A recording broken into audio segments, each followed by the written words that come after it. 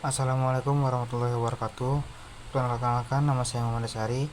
Pada kesempatan kali ini saya akan mempresentasikan tugas mata kuliah teknik kompilasi, yaitu pembuatan sebuah mini compiler menggunakan bahasa daerah, di mana bahasa daerah yang saya gunakan adalah bahasa Sunda. Alasan saya memilih bahasa Sunda karena merupakan salah satu bahasa daerah yang masih banyak digunakan oleh masyarakat Indonesia, sehingga menarik untuk dijadikan sebagai bahasa sumber atau source language dalam sebuah compiler. Tujuan dari proyek ini adalah untuk memahami bagaimana proses kerja compiler, mulai dari tahap grammar, lexical analysis, parsing, parser tree, abstract syntax tree, semantic analyzer, kode optimization, hingga kode generator. Hasil akhir dari compiler ini adalah menghasilkan kode Python yang dapat langsung dijalankan. Sebelum masuk ke pembahasan kode program, saya akan menjelaskan terlebih dahulu mengenai konsep compiler. Compiler merupakan sebuah program yang bertugas menerjemahkan bahasa sumber menjadi bahasa tujuan. Pada compiler yang saya buat, bahasa sumber menggunakan keyword dalam bahasa Sunda, sedangkan bahasa tujuan yang dihasilkan adalah bahasa Python. Dengan demikian, pengguna tidak menulis kode menggunakan keyword Python seperti print atau if, melainkan menggunakan keyword yang sudah saya rancang dalam bahasa Sunda. Setelah program ditulis menggunakan bahasa Sunda, compiler akan membaca kode tersebut, menganalisisnya, kemudian menerjemahkan menjadi kode Python yang memiliki fungsi yang sama.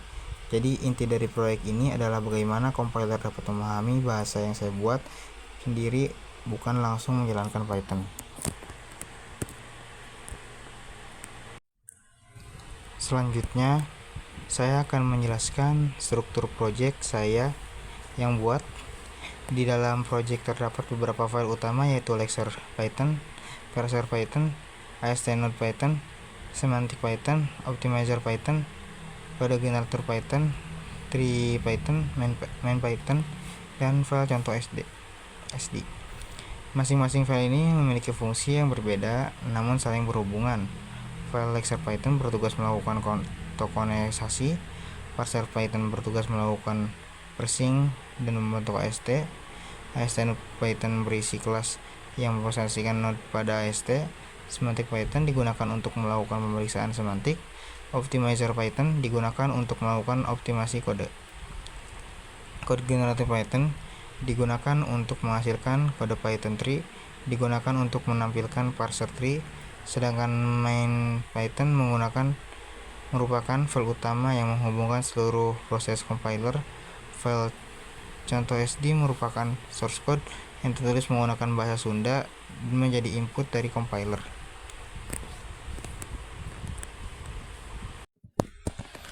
Oke. Pada tahap pertama yang saya buat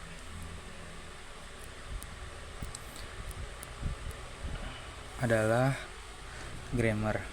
Pada tahap ini saya menentukan terlebih dahulu bagaimana bentuk bahasa yang akan digunakan. Saya membuat beberapa keyword menggunakan bahasa Sunda, misalnya keyword angka digunakan sebagai tipe data integer, tulisan digunakan sebagai tipe data string, tampilkan digunakan untuk menampilkan data ke layar, asupkan digunakan untuk menerima input dari pengguna, namun digunakan sebagai percabangan atau if, mangka sebagai then, salian sebagai else, salami sebagai while. Kemudian program digunakan sebagai awal program dan range sebagai penanda akhir program. Dengan grammar tersebut, pengguna dapat menulis sebuah program menggunakan bahasa Sunda. Misalnya menuliskan angka umur 20, kemudian tampilkan umur. Compiler nantinya akan memahami bahwa angka berarti integer dan tampilkan berarti perintah untuk mencetak data ke layar.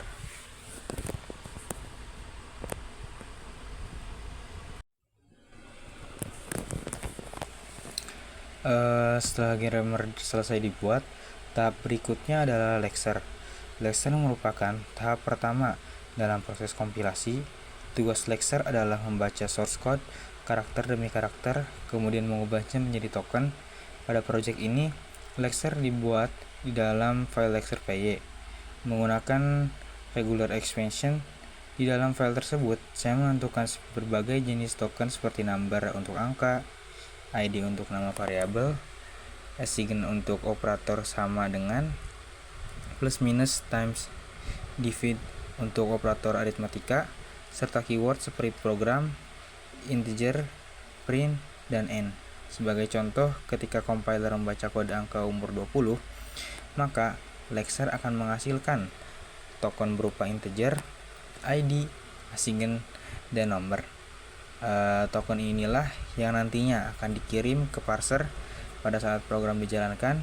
Saya juga menampilkan hasil tokenisasi di terminal agar pengguna dapat melihat proses yang dilakukan oleh lexer sebelum masuk ke tahap berikutnya.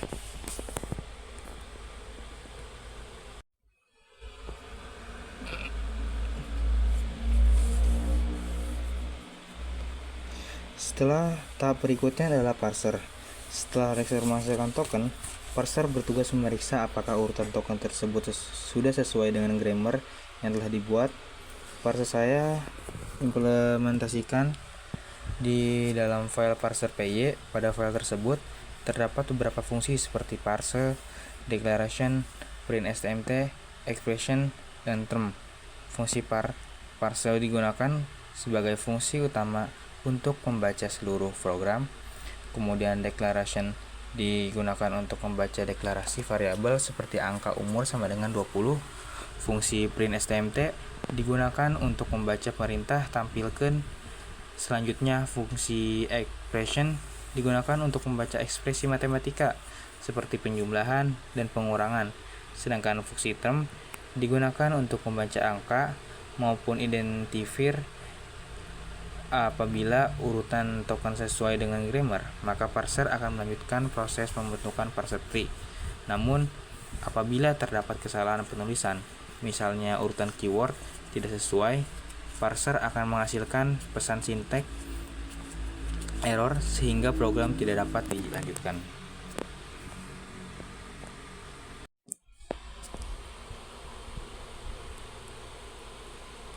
Tahap selanjutnya adalah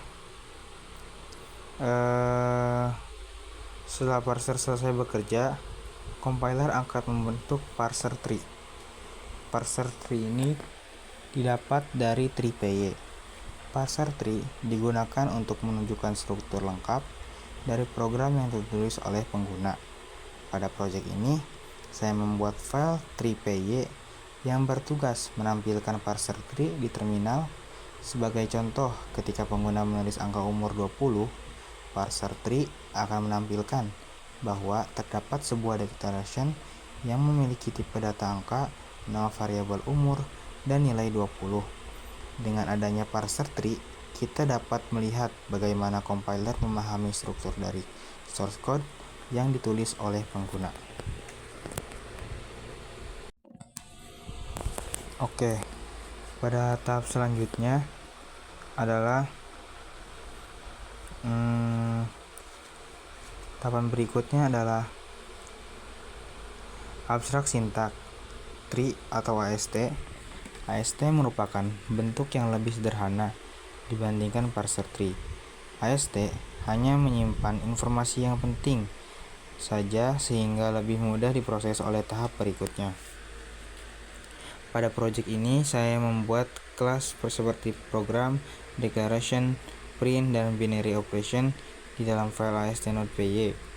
Kelas tersebut digunakan untuk mempresentasikan struktur program secara internal. Misalnya, ketika terdapat operasi 10 tambah 20, parser tidak hanya menyimpan angka 10 dan 20, tetapi juga membuat not binary operation yang memiliki child kiri bernilai 10 dan child kanan bernilai 20. Struktur ini nantinya digunakan oleh semantic analyzer dan optimizer. Oke, pada tahap selanjutnya adalah tahap berikutnya adalah semantic analyzer. Setelah AST berhasil dibuat, compiler harus memastikan bahwa program yang ditulis benar secara logika. Pemeriksaan ini dilakukan dalam file semantik py. Pada tahap ini, compiler memeriksa apakah variabel sudah dideklarasikan sebelum digunakan. Sebagai contoh, apabila pengguna langsung menulis tampilkan umur padahal variabel umur belum pernah dibuat, maka semantic analyzer akan menghasilkan pesan kesalahan bahwa variabel tersebut belum dideklarasikan. Selain itu, semantic analyzer juga melakukan pemeriksaan terhadap ekspresi sehingga proses selanjutnya hanya akan dijalankan apabila tidak ditemukan kesalahan semantik. Pada tahap berikutnya adalah code optimization. Pada proyek ini, saya menerapkan optimasi menggunakan teknik constant folding. Constant folding merupakan teknik optimasi yang dilakukan dengan menghitung ekspresi yang nilainya sudah diketahui sejak awal. Sebagai contoh, apabila pengguna menulis angka hasil 10 tambah 20, maka compiler tidak perlu menghasilkan kode hasil 10 tambah 20, melainkan langsung menghitung hasilnya sehingga menjadi hasil 30. Dengan demikian, kode yang dihasilkan menjadi lebih sederhana dan lebih efisien. Optimasi ini saya implementasikan dalam file optimizer py. Optimizer akan memeriksa setiap node pada AST, kemudian apabila menemukan operasi yang kedua operannya berupa konstanta, maka operasi tersebut langsung dihitung dan diganti dengan hasil akhirnya. Selanjutnya adalah kode generator. Kode generator ini adalah tahap terakhir dalam sebuah compiler. Setelah seluruh proses selesai, compiler akan menyamakan AST menjadi kode Python. Proses ini dilakukan di dalam file code generator py yang saya buat. Sebagai contoh, apabila shortcode menggunakan bahasa Sunda berisi angka umur 20 kemudian tampilkan umur, maka kode generator akan menghasilkan kode Python berupa umur 20 dan print dalam kurung umur. Hasil menerjemahkan tersebut kemudian disimpan ke dalam file output py. Dengan demikian, program yang awalnya ditulis menggunakan bahasa Sunda berhasil diterjemahkan menjadi program Python yang dapat langsung dijalankan.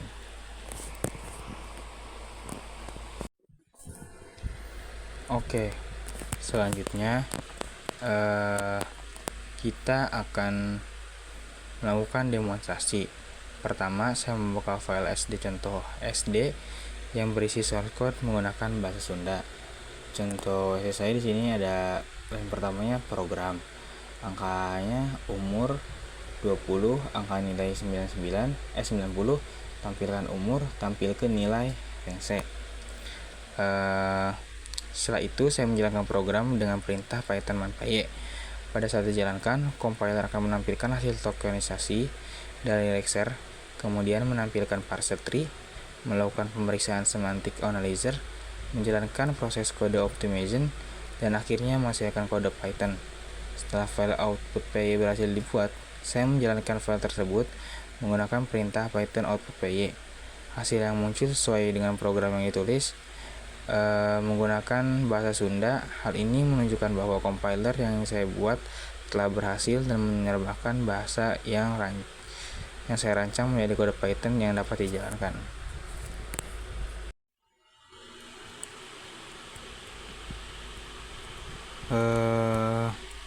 Oke, sebagai penutup dapat saya simpulkan bahwa proyek mini compiler bahasa Sunda ini telah berhasil mengimplementasikan tahapan utama dalam proses kompilasi, yaitu mulai dari sponsor grammar, proses lexical analysis menggunakan lexer, parsing menggunakan parser, pembentukan parser tree dan AST, pemeriksaan menggunakan semantic analyzer, optimasi menggunakan constant folding, hingga menghasilkan kode Python melalui kode generator.